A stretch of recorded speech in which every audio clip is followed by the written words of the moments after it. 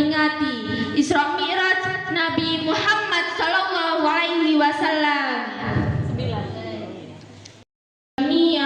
Dan ketika dakwah di negeri Taif tidak diterima, Allah hibur Rasulullah sallallahu alaihi wasallam dengan peristiwa Isra Mi'raj dan diabadikan dalam Al-Qur'an surat Al-Isra ayat pertama dan An-Najm ayat 1 sampai 18. Isra adalah perjalanan malam dari Masjidil Haram ke Masjidil Aqsa, sedangkan Mi'raj bermakna naik dari Masjidil Aqsa kemudian melewati 7 lapisan langit.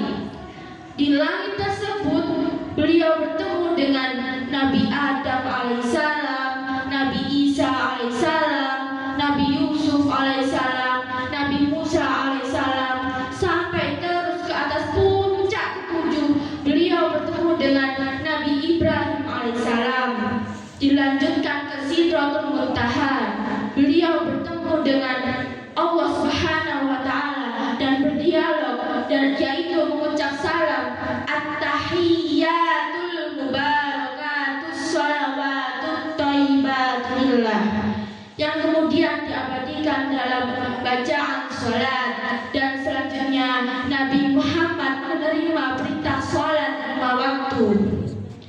Hadirin rahimakumullah, Allah Subhanahu wa taala ketika melihat Rasulullah sallallahu alaihi wasallam memberikan sandaran perlindungannya, harapan pembelaannya kepada paman dan istri tercinta, maka disinilah dengan sholat Allah ingin menjadikan semua perlindungan dan harapan itu hanya terpusat kepada Allah Subhanahu wa taala, bukan pada manusia. Maka sholatlah untuk dirimu, sholatlah untuk orang tuamu, dan sholatlah untuk ketaatanmu kepada Allah, karena sholat itu tidak lama, hanya sampai meninggal saja. Jika tubuh sudah dikafani, maka tidak bisa sholat lagi. Wahai teman sepensatra, sholat 5 waktu jangan lupa. Sholat bekal akhirat manusia, karena itu tiket menuju surga. Marilah kawan, kita hargai perjuangan Rasulullah yang sudah meminta keringanan sholat kepada Allah untuk umatnya.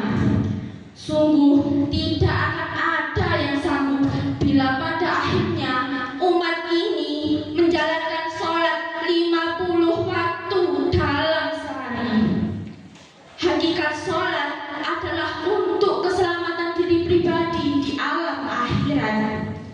Dalam Al-Quran surah Al-Baqarah ayat ke-45 berbunyi, Bismillahirrahmanirrahim, wasta'inu bis-sabri was-salah wa innaha lakabiratun illa 'alal khashi'in, yang artinya, dan mohonlah pertolongan kepada Allah dengan sabar dan sholat, dan sholat itu sungguh berat kecuali bagi orang-orang yang khusyuk. Dan ada pula Quran surah Toha ayat ke-14, Bismillahirrahmanirrahim, innani anallahu la ilaha illa ana fa'budni wa aqimis sholata li dzikri. Tunaikanlah sholat sebagai pengingatmu kepada Allah. Jadi kalau orang selalu sholat dan mengingat kepada Allah, pastilah terlindungi. Tidak mungkin ada orang yang beriman melakukan hal-hal yang tidak baik, karena orang beriman selalu ingat pada Allah. Renungkanlah wahai kawan, hidup itu antara azan dan sholat. Lahir diazankan, mati disolatkan.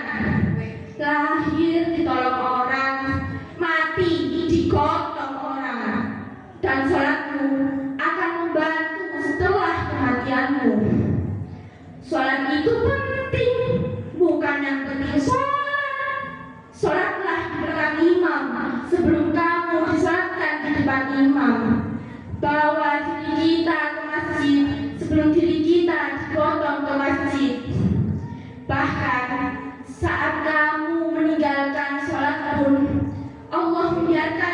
hidup dan tetap menunggumu kembali.